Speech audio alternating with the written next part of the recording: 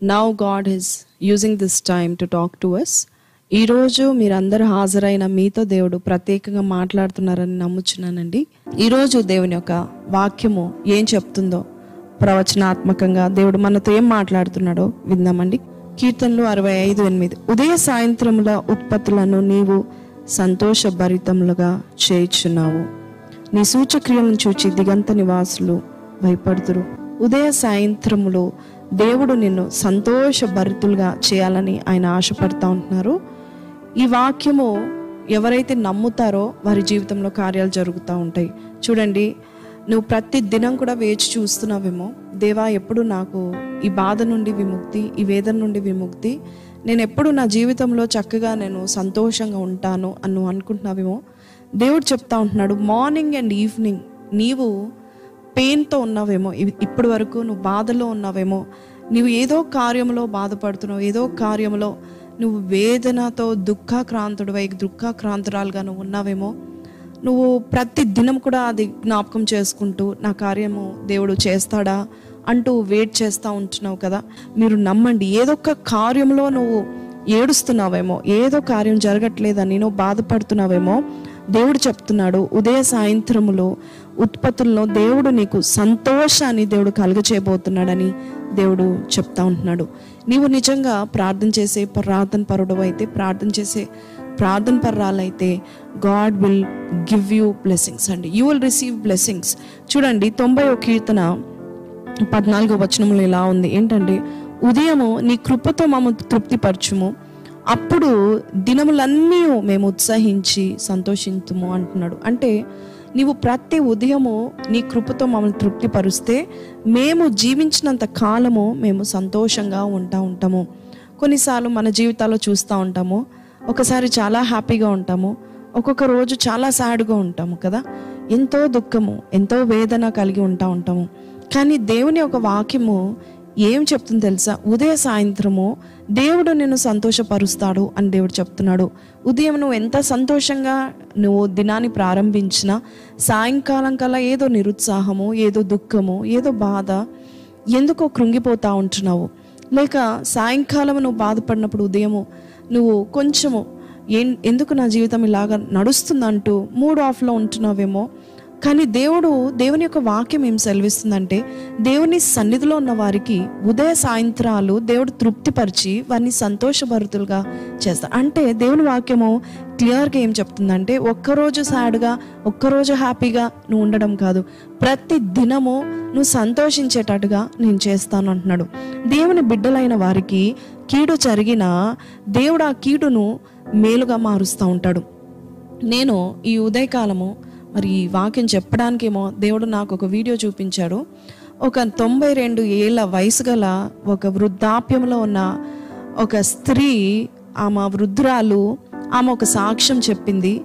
అది మరి అమెరికా దేశంలో క్రిస్టియన్ ఛానల్స్లో, అలాగే కొన్ని ఛానల్స్లో, న్యూస్ ఛానల్స్లో కూడా ఏం జరిగిందో అనేది ఆమె చెప్పడం జరిగింది. అంతగా న్యూస్ కవరేజ్ కూడా అయింది. అసలు ఆమెకి ఏం జరిగిందంటే, ఆమె ఉదయకాలము ప్రతి దినము లేచి ప్రార్థన చేసుకొని ఒక గంట సేపు బైబిల్ చదువుతుందంట అండి, దేవుని సన్నిధిలో ఉండేదంట. అయితే ఒక దినం ఇలాగే వాల్మార్ట్కి వెళ్ళింది, షాప్కి వెళ్ళిందండి. మరి ఇవన్నీ సరుకులు తీసుకురావడానికి అక్కడ వాల్మార్ట్ అనే ఒక షాప్ ఉంటుంది, అక్కడికి వెళ్ళింది. అక్కడికి వెళ్ళి తిరిగి వచ్చేవరకు ఆమె కారులో కూర్చుంది. కారులో కూర్చొని ఇంకా బండి స్టార్ట్ చేద్దామని, చిన్న ప్రేయర్ చేసి స్టార్ట్ చేద్దామని అనుకున్న లోగా వెనకాల ఒక వ్యక్తి గన్ను పట్టుకొని వచ్చి కూర్చున్నాడు. వెనకాల కూర్చొని వెనుక నుంచి ఆమెకి గన్ను చూపించి, నీ దగ్గర ఏముందో త్వరగా నాకు ఇచ్చేసాయి అని ఎంతో గంభీరమైన స్వరముతో భయపెడుతున్నట్టుగా ఆ గన్ని ఆమె శిరస్సు దగ్గర పెట్టి వెనకాల నుండి నీ దగ్గర ఉన్నవన్నీ ఇచ్చేయి అని చెప్పినప్పుడు ఆ 92 ఏళ్ళ వృద్ధురాలు ఏ మాత్రము భయపడక ఆమె ఒక మాట చెప్పిందంట. ఏం చెప్పింది తెలుసా అండి? ఆమె చెప్పిందంట, ఈ కారులో యేసయ్య ఉన్నాడు, నేను నడుపుతున్న నా కారులో యేసయ్య ఉన్నాడు. Jesus is there in this car. He's in the front seat, he's in the back seat. ఆయన ముందున్నాడు, వెనక ఉన్నాడు, నా చుట్టూ ఉన్నాడు అని యేసయ్య గురించి చెప్తుందంట. ఆయన అటు ఇటు చూస్తున్నాడు, ఏంటి ఏం మాట్లాడుతుందని. అప్పుడు ఆమె అంటుంది, నా యేసయ్య నాకుండగా నాకు భయం లేదు, నీవు కూడా యేసయ్యని నమ్ముకో అని చెప్పిందంట. అప్పుడు యేసయ్య ఇక్కడ ఉండి ఆయన ఎంతగా ఆమెను ప్రొటెక్ట్ చేశాడో, 92 ఏళ్ల నుండి దేవుడు ఆమెను ఎంతగా కాచి కాపాడాడో ఆ వెనకాల ఉన్న ఆ దొంగకు చెప్పడం స్టార్ట్ చేసింది. దేవుని ప్రేమ గురించి చెప్పడం స్టార్ట్ చేస్తుంది.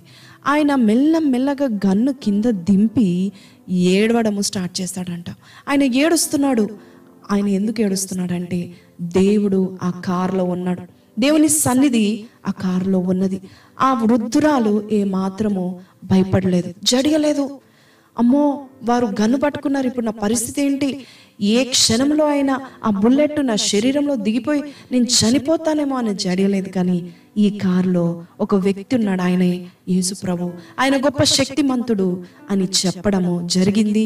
వెంటనే ఆయన కళ్ళల్లో మరి కన్నీరు ఆగడము లేదు. ఆయన ప్రార్థన చేసుకున్నాడంట. ఏమని? ఆయన ప్రార్థన చేసుకోకముందు ఆయన ఒక మాట అన్నాడంట, నేను ప్రార్థన చేసుకుంటాను, ఈరోజు నన్ను ఈ యొక్క నీ మాటలు మార్చాయి. ఆమె ఏమింత ప్రసంగం చేయలేదు, నా దేవుడు ఆయన నా కారులో ఉన్నాడని చెప్పిందండి. అంతే. ఆయన ఏం చేశాడు తెలుసా? నేను ఇంటికి వెళ్ళినాక ఈరోజు తప్పనిసరిగా tonight I will pray to God అన్నప్పుడు ఆ ముసలావిడ నవ్వి అన్నదంట, రాత్రి వరకు ఆగుతావా దేవునితో మాట్లాడడానికి? నువ్వు ఎప్పుడైనా ఎక్కడైనా నువ్వు ప్రార్థన చేసుకోవచ్చు, ఇప్పుడే నువ్వు ప్రార్థన చేసుకో అని చెప్పిందంట. ఆ కారులో వెనకాల నుండి ఆయన ప్రార్థన స్టార్ట్ చేశాడు, ఏడుస్తా ఉన్నాడు, నా జీవితము మారిపోయిందని. ఆయన వెళ్ళిపోయేటప్పుడు ఆమె జోబులో ఎంత ఉందో అంత ఇచ్చింది. ఆమె జోబులో $10 బిల్లే ఉందనండి. $10 ఇచ్చేసింది, వెళ్ళిపోయింది. ఈ మాటలు నేను వింటున్నప్పుడు దేవుని ప్రియులకు, దేవుని నమ్ముకున్న వారికి, దేవుడు ఏర్పాటు చేసిన బిడ్డలకు, దేవుని యందు భయభక్తులు కలిగి జీవిస్తున్న వారికి దేవుడు అన్నీ కూడా మేలుగా మారుస్తాడు. కాబట్టి ఉదయము సాయంకాలము నువ్వు ఏ విషయంలో నువ్వు బాధపడుతున్నావు, ఎందుకు ఏడుస్తున్నావు, ఎవరు నిన్ను భయపెడతారు, ఏ యొక్క పరిస్థితి నిన్ను భయపెడుతుంది, నువ్వు బాధపడకు. ఒకవేళ ఏడుపు వచ్చినప్పుడు నువ్వు ఆయన పాదాల దగ్గర ఏడువు, నువ్వు మనుషుల దగ్గర ఏడవకు. దేవుని సన్నిధిలో నువ్వు ఏడిస్తే ఖచ్చితంగా ఆయన నీ ప్రార్థన ఆలకిస్తాడండి. చూడండి, 5వ కీర్తనలో దావీదు ఒక చక్కని ప్రార్థన రాస్తున్నాడు. దావీదు ఒక చక్కని మాటలు కూడా చెప్తున్నాడు. ఒక మాట, నా రాజా నా దేవా నా ఆర్తధ్వని ఆలకించుము, నిన్నే ప్రార్థించుచున్నాను. 5:2-3 యెహోవా ఉదయమున నా కంఠస్వరము నీకు వినబడును, ఉదయమున నా ప్రార్థన నీ సన్నిధిని సిద్ధము చేసి కాచియుందును. ఇంత చక్కని మాట చెప్తున్నాడు చూడండి. ప్రభా, ఉదయకాలమున నా కంఠస్వరము నీకు వినిపిస్తాను, నేను ప్రార్థన చేస్తాను. దేవుని యొక్క వాక్యం సెలవిస్తుంది, ఆయన మన ప్రార్థనలో ఆలకించేవాడు యెహోవా, నీతిమంతుని ఆశీర్వదించేవాడు. కాబట్టి నువ్వు ఎందుకు భయపడుతున్నావు? ఆయన సన్నిధిలో నువ్వు ప్రార్థన చేస్తే ఆయన నీకు సంతోషం కలుగజేస్తాడు. ఇప్పటి వరకు నువ్వు నవ్వలేదా? ఏ విషయంలోనో నువ్వు మరి ఎంతగానో వేదనతో దుఃఖంతో కృంగిపోయి నవ్వు రావట్లేదు, నాకు ఏం జరిగిందండి, ఎందుకు నవ్వాలి, నాకు ఎందుకు సంతోషము లేదు అని నువ్వు బాధపడుతున్నావా? చూడండి, యెషయా గ్రంథము 9వ అధ్యాయము ఒకసారి చదువుతాను, 2-3 వచనాలు చదువుతానండి. చీకట్లో నడుచు జనులు గొప్ప వెలుగును చూచుచున్నారు, మరణ ఛాయ గల దేశ నివాసుల మీద వెలుగు ప్రకాశించును. నీవు జనమును చేయుచున్నావు, వారి సంతోషము వృద్ధిపరచుచున్నావు. కోతకాలమున మనుషులు సంతోషించినట్లు, దోపుడు సొమ్ము పంచుకున్న వారు సంతోషించినట్లు వారు నీ సన్నిధిని సంతోషించుదురు. ఎంత చక్కని మాట అండి. దేవుని సన్నిధిలో సంతోషం ఉందని 16వ కీర్తన 11లో ఉంది. ఎలాంటి సంతోషం ఉందంటే దేవుని సన్నిధిలో సంపూర్ణ సంతోషం ఉంది అంటున్నారు. అంటే ఫుల్ హ్యాపీనెస్, హాఫ్ హ్యాపీనెస్ కాదు, హాఫ్ సంతోషం కాదు, హాఫ్ ఇవ్వడు దేవుడు, ఎప్పుడు కూడా కంప్లీట్గా ఇస్తూ ఉంటాడు. చూడండి, ఎప్పుడు కూడా మనకి దేవుడు చక్కగా కంప్లీట్గా ఇచ్చేదే చూస్తాడు, సగము తుంచి ఇవ్వడు. నీకు కావాలంటే చెట్టు నిండా ఫలాలు ఇస్తాడు, కానీ ఒక్క ఫలం ఇవ్వడు. ఆయన చెట్టు నిండా ఫలం ఇచ్చే దేవుడు. దేవుని సన్నిధిలో అంత సంతోషం. దేవుని సన్నిధి అంటే చాలామందికి ఇష్టం ఉండదు. అందుకే మీ జీవితంలో సగం సంతోషము సగం దుఃఖము, లేక కొన్నిసార్లు దుఃఖమే, మొత్తం చీకటే, మొత్తం బాధలే, మొత్తం శ్రమలే. దేవుని యొక్క వాక్యం సెలవిస్తుంది, ఎవరైతే నా సన్నిధిలో ఉంటారో వారికి సంపూర్ణ సంతోషం నేను దయచేస్తాను. నీవు రోజంతా నువ్వు ఉండాలి అని నేను చెప్పట్లేదు, కానీ నీవు మొదటి స్థానం దేవునికి ఇచ్చి ఆయన సన్నిధిలో నువ్వు ఉండు. ఆ దినమంతా కూడా దేవుడు నీకు సంతోషం ఇస్తాడు. 90వ కీర్తనలో మనం ఇందాక చదవం 14వ వచనములో, ఉదయమును నీ కృపతో మమ్మల్ని తృప్తిపరచుము, అప్పుడు మా దినములన్నీ కూడా సంతోషభరితములు. దినములు అంటున్నారు అంటే ప్రతి దినం అండి. ఒకరోజు కొంతమంది ఐ లవ్ యూ చెప్తారు, ఒకరోజు ఐ హేట్ యూ చెప్తారు కదండి. ఒకరోజు కొంతమంది I'm very happy with you అంటారు, ఒకరోజు కొన్నిసార్లు ఐ రియలీ నేను నీ వల్ల నేను బాధపడుతున్నాను అంటున్నారు. అలాగ సగం సగం కాదు, ప్రతి దినము నువ్వు సంతోషించేలాగా దేవుడు నీకు ఆయన సన్నిధి తోడ్పడుతూ ఉంటుంది. నువ్వు దేవుని సన్నిధిలో నువ్వు ఏ విషయంలో నువ్వు ఈరోజు వచ్చినావు, ఆయన సన్నిధిలో కూర్చొని ఈ మాటలు నువ్వు వింటూ ఉంటున్నావు, నాకు ఎప్పుడు సంతోషము, నాకు ఎప్పుడు కార్యం జరుగుతుంది, ఎప్పుడు నేను మూడ్ ఆఫా, ఎప్పుడు కృంగిపోవాలా, ఎప్పుడు దుఃఖంతో ఉండాలా, ఎన్ని రాత్రులు నేను ఏడవాలి, ఎన్నిసార్లు నేను కంట తడి పెట్టాలి. నా జీవితంలో కూడా కొన్ని దినాలు, కొన్ని నెలలు, ఐ రిమెంబర్ 2 to 3 months అసలు నవ్వడం అంటేనే నాకు తెలియదండి. నేను నవ్వలేదు. ఐ కుడ్ స్మైల్, ఏమో ఎవరినైనా వచ్చినప్పుడు ప్రైజ్లో చెప్పి స్మైల్ చేశానేమో, కానీ కొన్ని దినాలు అయితే, కొన్ని నెలలు అయితే నేను నా జీవితంలో కడుపుతో నవ్వినట్టుగా, లేక హృదయం నిండా సంతోషంగా ఉన్నట్టుగా, ఎన్ని జోక్స్ పెట్టినా, వారు ఎంతమంది జోక్స్ మాట్లాడినా నవ్వు వచ్చేది కాదు. ఏదో దుఃఖము, ఏదో బాధ. దేవుని సన్నిధి లేక, అంటే దేవుని సన్నిధి ఆయన కాలింగ్ ఏంటి, ఆయన పర్పస్ ఏంటి అనేది నేను తెలుసుకోవాలని ఎంతో దుఃఖపడతా ఉంటున్న సమయాల్లో దేవుని సన్నిధిలో నిజమైన సంతోషం నేను పొందుకున్నాను.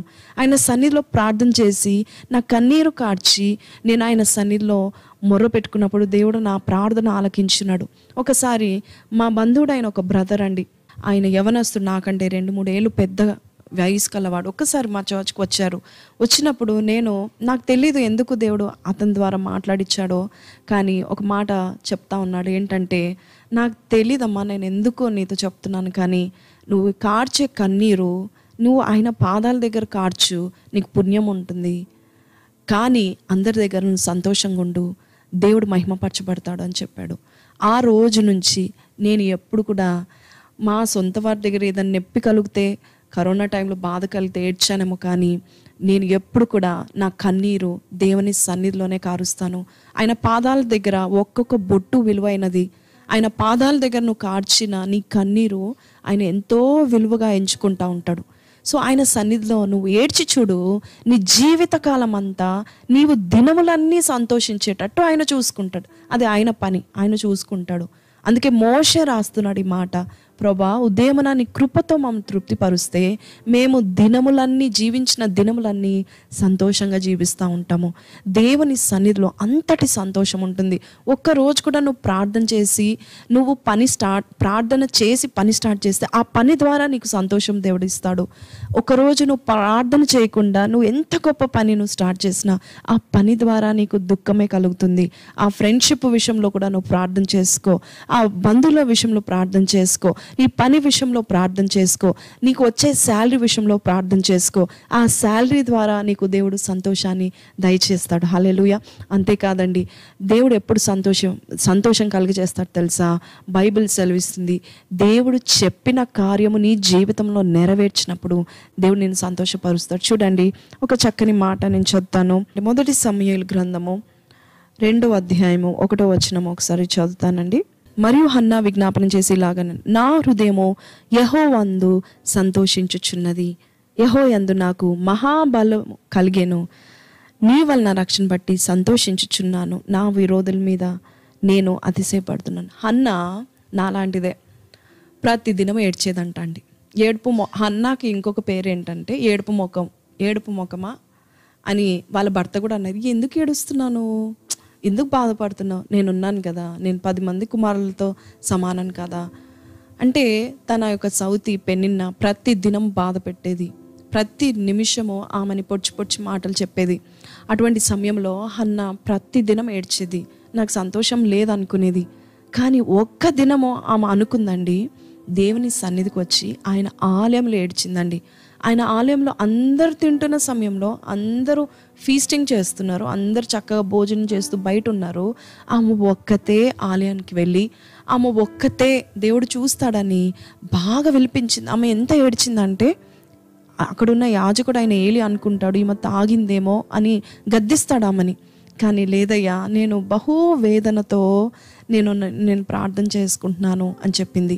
ఆమె అంతా ఏడ్చింది. చూడండి, నేను ఇందాక చెప్పినట్టు నువ్వు ఎక్కడ ఏడ్చినా నీకు ఫలితం ఉండదు. ఇంకా చెప్పాలంటే నీ వీక్నెస్ని ఎదుటి వారికి నువ్వు చూపిస్తున్నావు. ఎప్పుడు కూడా నీ వీక్నెస్ని మనుషులకు, నరులకు చూపించకు. ఎందుకంటే ఏదో ఒక దినమున నీ వీక్నెస్నే వారు పట్టుకుంటారు. కానీ దేవుని సన్నిధిలో నువ్వు ఏడుస్తే, ఇక్కడ హన్నా అంటుంది ఎంత మంచి మాట, యెహోవా యందు నేను సంతోషిస్తున్నాను, యెహోవా యందు నాకు మహాబలము కలిగెను అని హన్నా అంటుంది. నువ్వు దేవుని సన్నిధిలో నువ్వు కన్నీరు కారుస్తూ ఇప్పుడు కూడా ఈ వాక్యం వింటూ నీ హృదయంలో నా వేదన నువ్వు చెప్పుకోవాలని ఏడుస్తున్నావేమో. దేవుడు నీ కన్నీటిని చూస్తూ ఉంటున్నాడు. హన్నా దేవుని సన్నిధిలో నిలబడి ఏడ్చిందండి, ఆలయంలో ఏడ్చింది. ప్రభువా, ఈ నింద ఏంటి నాయన, ఈ నిందని కొట్టివేయండి నాయన, నీవు ఈ నిందని కొట్టివేస్తే నా కుమారునిస్తే నేను తిరిగి ఇస్తాను ప్రభువా అని ఏడ్చుకుంటూ ప్రార్థన చేసిందండి. దేవుడు ఆమె మొర విన్నాడు, ఆలకించాడు. అప్పటి వరకు ఆమె ఏడ్చిందనుంది. మీరు చూడండి, ప్రార్థన చేసినాక ఆలయం నుండి ఇంటికి వెళ్ళినప్పుడు ఆమె గురించి రాయబడింది, ఆమె ఎన్నడూ ఏడవలేదు. She never cried again. ఆమె ఎన్నడూ ఏడవలేదు. ఆమె సంతోషముతో తన భర్తతో వెళ్ళిపోయింది. ఎంత చక్కని మాటలు దేవుని యొక్క వాక్యంలో మనము డీప్గా ఆలోచిస్తే మన జీవితాల్లో ఎంతగా వర్తిస్తూ ఉంటాయి. నువ్వు ఆయన సన్నిధిలో ఏ విషయం అయితే నువ్వు ఏడుస్తూ ఆయన ఆలయంలో నువ్వు మొరపెట్టుకుంటూ ప్రార్థన చేస్తే, ఆ రోజు నుంచి దేవుడు చూసుకొని ఆ రోజు నుంచి నీకు ఆ కార్యం చేయడానికి, ఆ విషయంలో నువ్వు ఎప్పుడు ఏడవవు. ఇంకా ఏ విషయం అయితే నువ్వు ఏడుస్తూ దేవుని సన్నిధికి వస్తావో, పిల్లల విషయమా, డబ్బు విషయమా, ఫైనాన్సెసా, కెరియరా, అప్పుల విషయమా, ఇంటి విషయమా, కుటుంబ సమస్యలా, ఉద్యోగంలో సమస్యలా, నువ్వు ఏ విషయంలో అయితే నువ్వు ఏడుస్తావో దేవుని ఆలయంలో దేవుడు చూసుకుంటాడు. ఏంటంటే మరొక్కసారి అదే విషయంలో ఆలయానికి వచ్చి ఏడవకుండా దేవుడు చూసుకుంటాడు. He will answer your prayers అండి. హన్నా విషయంలో దేవుడు చూసుకున్నాడు, నీ విషయంలో కూడా దేవుడు చూసుకుంటూ ఉంటాడు. అందుకే లూకా సువార్తలో ఒక చక్కని మాట మరియా చెప్తుందండి. ఒకసారి నేను చదువుతాను. లూకా 1వ అధ్యాయము 47 నుంచి చదువుతాం. ఆయన తన దాసురాలి దీన స్థితిని కటాక్షించును, నా ఆత్మ నా రక్షకుడైన దేవుని యందు ఆనందించెను, సర్వశక్తిమంతుడు నాకు గొప్ప కార్యములు చేసెను కనుక ఇది మొదలుకొని అన్ని తరములో వారు నన్ను ధన్యురాలు అని అందరూ. చూసారా, సర్వశక్తుడు నాకు గొప్ప కార్యము చేశాడు కనుక ఇది మొదలుకొని నేను ఆనందిస్తాను, అన్ని తరములు వారు నన్ను ధన్యురాలు అని అంటారు.